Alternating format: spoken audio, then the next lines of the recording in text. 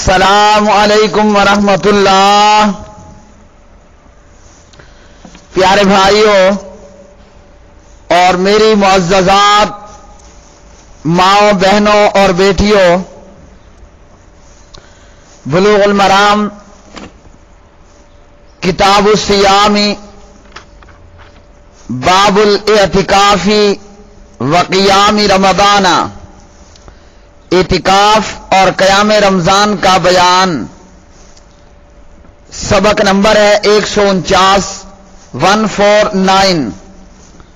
بسم اللہ الرحمن الرحیم۔ عن ابی ہریرہ رضی اللہ تعالی عنہ ان رسول اللہ صلی اللہ علیہ وسلم قال من قام رمضان ایمانا واحتسابا غفر له ما تقدم من ذنبه، متفق علیہ۔ حضرت ابو ہریرہ رضی اللہ تعالی عنہ راوی ہیں، پیارے نبی علیہ الصلوۃ والسلام نے فرمایا، جو شخص ایمان اور ثواب کی نیت سے رمضان کا قیام کرتا ہے تو اس کے پہلے گناہ معاف کر دیے جاتے ہیں۔ تو میرے پیارے بھائیوں، اس حدیث کے اندر پیارے نبی علیہ الصلوۃ والسلام نے یہ فرمایا کہ جو بھی شخص ایمان کی حالت میں اور ثواب کی نیت کے ساتھ رمضان کا قیام کرتا ہے، اس کے سابقہ گناہ معاف کر دیے جاتے ہیں۔ تو قیام رمضان سے مراد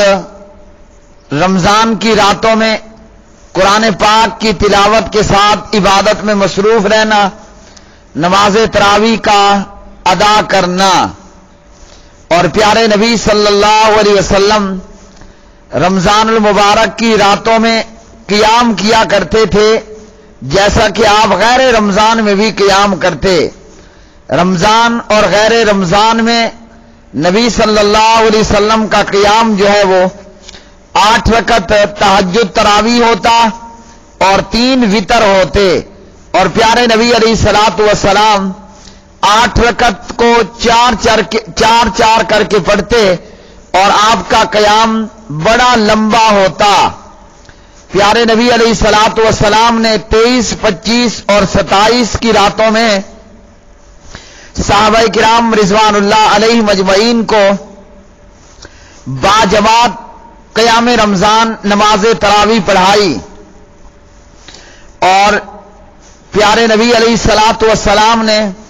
11 رکعت پڑھائی، اور پھر فرمایا کہ فرضیت کے خوف سے اگلی رات نہیں پڑھائی کہ کہیں تمہارے اوپر تمہارے شوق ذوق کی وجہ سے یہ تمہارے اوپر فرض نہ کر دی جائے۔ ابن ماجہ اور بخاری کتاب صلاۃ التراویح۔ اسی طرح اعتکاف کے لغوی معنی ہے روکنے، بند کرنے، ٹھہرنے اور لازم رہنے کے ہیں، اور اس کا شرعی مفہوم یہ ہے کہ مسجد میں ایک خاص کیفیت کے ساتھ اپنے آپ کو ان مخصوص دنوں کے اندر روک لینا۔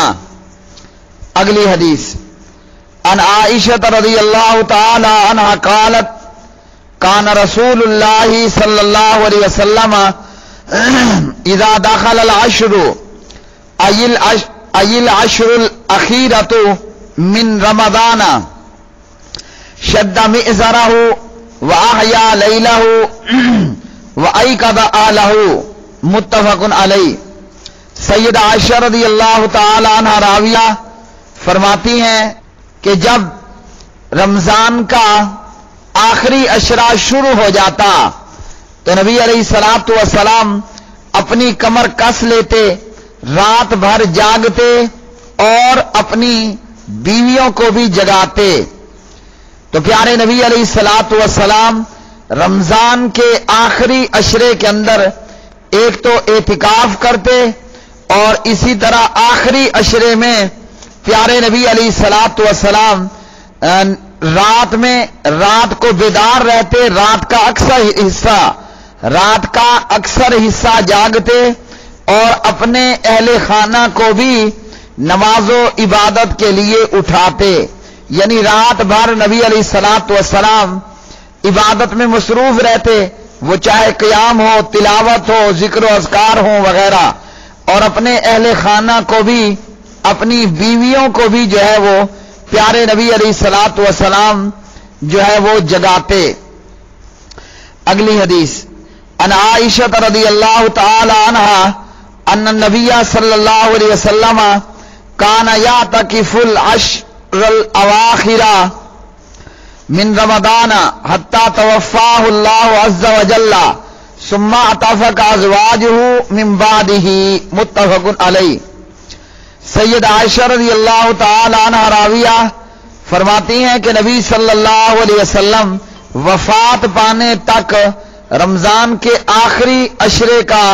اعتکاف کرتے رہے، پھر آپ صلی اللہ علیہ وسلم کی وفات کے بعد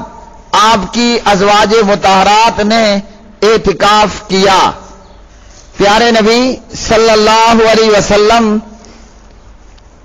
اعتکاف کرتے رمضان کے آخری عشرے کا، اور پیارے نبی علیہ الصلوۃ والسلام کے بعد آپ کی بیویوں نے اعتکاف کیا۔ یہ اس بات کی دلیل ہے کہ اعتکاف سنت ہے۔ نبی علیہ الصلوۃ والسلام نے ہمیشہ اعتکاف کا اہتمام کیا، اور آپ کے بعد آپ کی ازواج مطہرات بھی اعتکاف کیا کرتی تھیں۔ یہاں یہ یاد رکھیے، مرد ہو یا عورت ہو،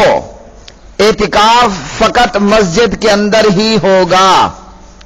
اعتکاف گھر کے اندر نہیں ہوگا۔ جیسے دیوبندیہ اور البریلویہ پبلک گھروں کے اندر خواتین اعتکاف کرتی ہیں، تو گھروں کے اندر اعتکاف کرنا نبی علیہ السلام کی حدیث اور سنت سے کوئی ثابت نہیں ہے۔ اعتکاف فقط مسجد کے اندر ہوگا، جیسا کہ اللہ رب العالمین نے قرآن پاک سورہ البقرہ پارہ نمبر 2 میں ارشاد فرمایا وَأَنْتُمْ عَاكِفُونَ فِي الْمَسَاجِدِ، اور جیسا کہ امام بخاری رحمہ اللہ صحیح بخاری کتاب الاعتکاف کے اندر وضاحت کرتے ہیں۔ تو اعتکاف عورت کرے یا مرد کرے، اعتکاف فقط مسجد کے اندر ہی ہوگا۔ اگلی حدیث ان عائشہ رضی اللہ تعالی عنہا قالت کان النبی صلی اللہ علیہ وسلم اذا اراد ان یعتکف صلی الفجر ثم دخل معتکفہ، متفق علیہ۔ نبی علیہ الصلوۃ والسلام جب اعتکاف کا ارادہ کرتے تو فجر کی نماز پڑھتے اور پھر اعتکاف کی جگہ میں داخل ہو جاتے۔ پیارے نبی علیہ السلام نماز فجر پڑھ کر اعتکاف کی جگہ میں داخل ہو جاتے، تو صلی الفجر صبح کی نماز پڑھتے۔ اس سے مراد 21 رمضان کی نماز فجر ہے۔ پھر اس کے بعد نماز فجر پڑھ کر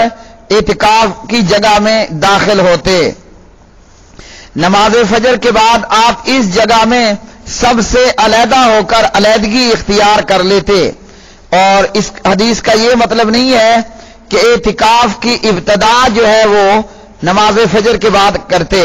بلکہ اعتکاف کے لیے 21 رمضان کی نماز مغرب ہی مسجد میں پڑھتے اور اعتکاف کی نیت سے مسجد ہی میں رات گزارتے۔ جب صبح کی نماز پڑھتے تو اعتکاف کی بنائی گئی مخصوص جگہ کے اندر تشریف لے جاتے، جیسا کہ امام نووی رحمہ اللہ نے اس کی وضاحت کی۔ تو پیارے بھائیو، اس حدیث سے یہ معلوم ہوا سنت یہ ہے کہ بندہ اپنے اعتکاف کی جگہ میں نماز فجر پڑھ کر داخل ہو جائے۔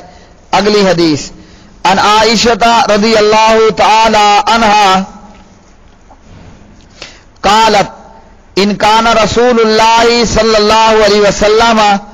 لیدخل علی رأسه وهو فی المسجد فأرجله وكان لا يدخل البيت الا لحاجة اذا كان معتكفا، متفق علیہ واللفظ للبخاری۔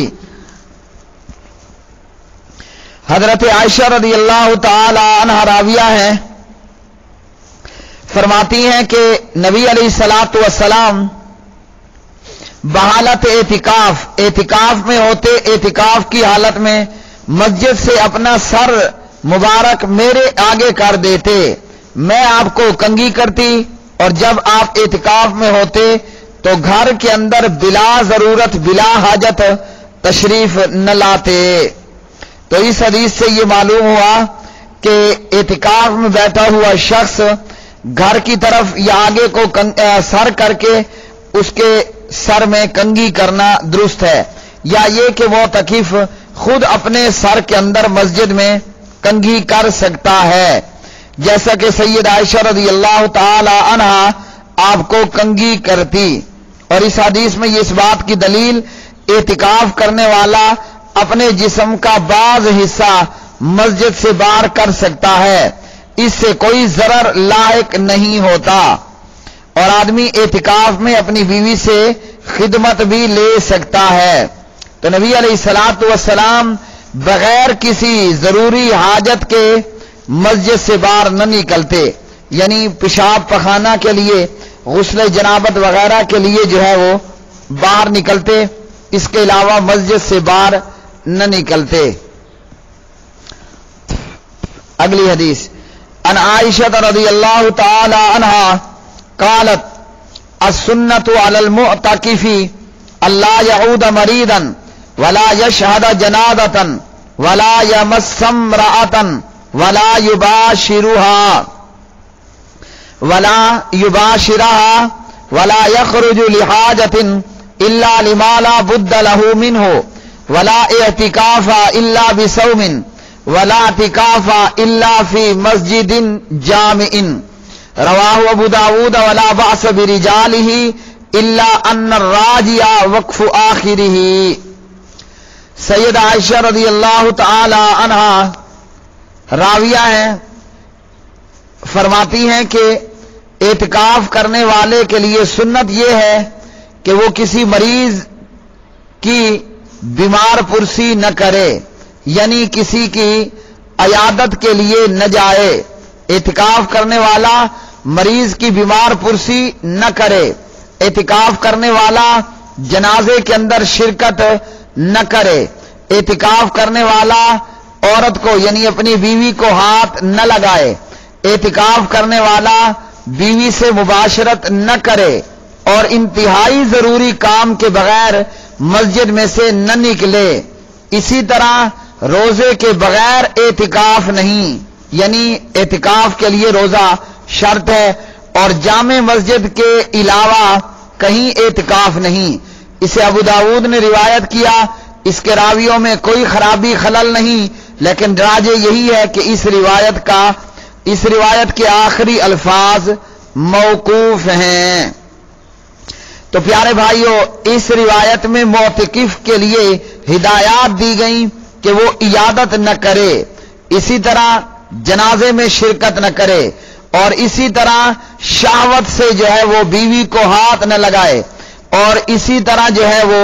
بیوی سے گلے وغیرہ اعتکاف کی حالت میں نہ کرے، اعتکاف کی حالت میں بیوی سے گلے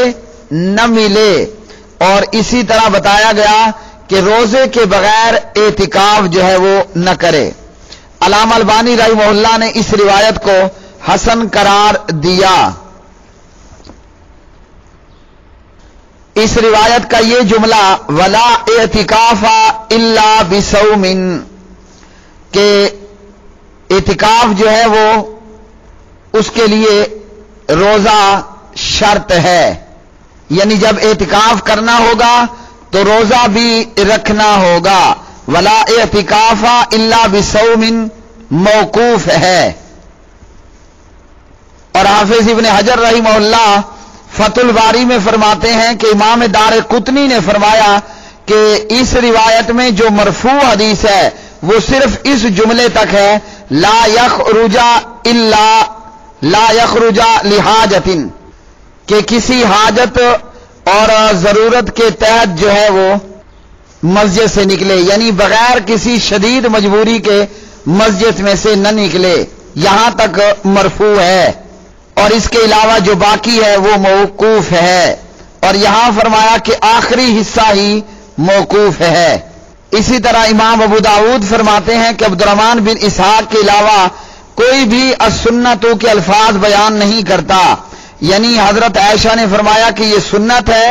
اور انہوں نے اسے حضرت عائشہ کا قول قرار دیا، یعنی روایت کے شروع میں یہ جو الفاظ ہیں السنتو، سنت یہ ہے کہ یہ الفاظ جو ہیں وہ سید عائشہ کے ہیں، باقی آگے مرفوع ہے۔ بہرحال اس روایت سے جو باتیں معلوم ہوئیں کہ معتکف جو ہے وہ عیادت نہ کرے کسی مریض کی، جنازے میں شرکت نہ کرے، بیوی کو ہاتھ نہ لگائے اور جو ہے وہ شہوت سے، اور اسی طرح بیوی کو گلے بھی نہ لگائے، اور بغیر شدید مجبوری کے مسجد میں سے نہ نکلے۔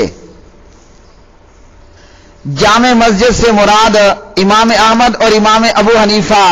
رحمہم اللہ تعالی کے نزدیک یہ ہے کہ اس میں نماز با جماعت ہوتی ہو، اور دیگر نے کہا کہ جامع مسجد سے مراد جہاں جمعے کی نماز ہوتی ہو۔ بہرحال مسجد کوئی سی بھی ہو، جمعے کی نماز ہوتی ہو یا نہ ہوتی ہو، اعتکاف مسجد کے اندر درست ہے اور مسجد کے اندر ہی ہوگا۔ اسی طرح علماء کا اس میں بھی اختلاف ہے کہ اعتکاف کے لیے روزہ شرط ہے یا نہیں، تو بعض نے کہا کہ اعتکاف کے لیے روزہ شرط ہے اور بعض نے کہا کہ روزہ شرط نہیں۔ جو علماء کرام لا اعتکاف الا بصوم اس کو موقوف سمجھتے ہیں، ان کے نزدیک روزہ شرط نہیں۔ جو علماء اسے مرفوع عن حسن قرار دیتے ہیں، ان کے نزدیک اعتکاف کے لیے روزہ شرط ہے۔ پیارے بھائیوں، آج کا سبق نمبر 149، اس سے ہمیں معلوم ہوا کہ ایمان کی حالت میں ثواب کی نیت سے قیام رمضان کرنا پچھلے گناہ معاف کر دیے جاتے ہیں، اور رمضان میں آخری عشرے کے اندر اعتکاف کرنا سنت ہے، اور اعتکاف کرنے والا بلا حاجت بلا ضرورت مسجد سے نہیں نکلے گا، مریض کی عیادت نہیں کرے گا، جنازے میں شریک نہیں ہوگا، شہوت سے اپنی بیوی کو نہیں چھوئے گا، اپنی بیوی کو گلے نہیں لگائے گا، اور اعتکاف مسجد کے اندر ہی ہوگا۔ وآخر دعوانا ان الحمد للہ رب العالمین۔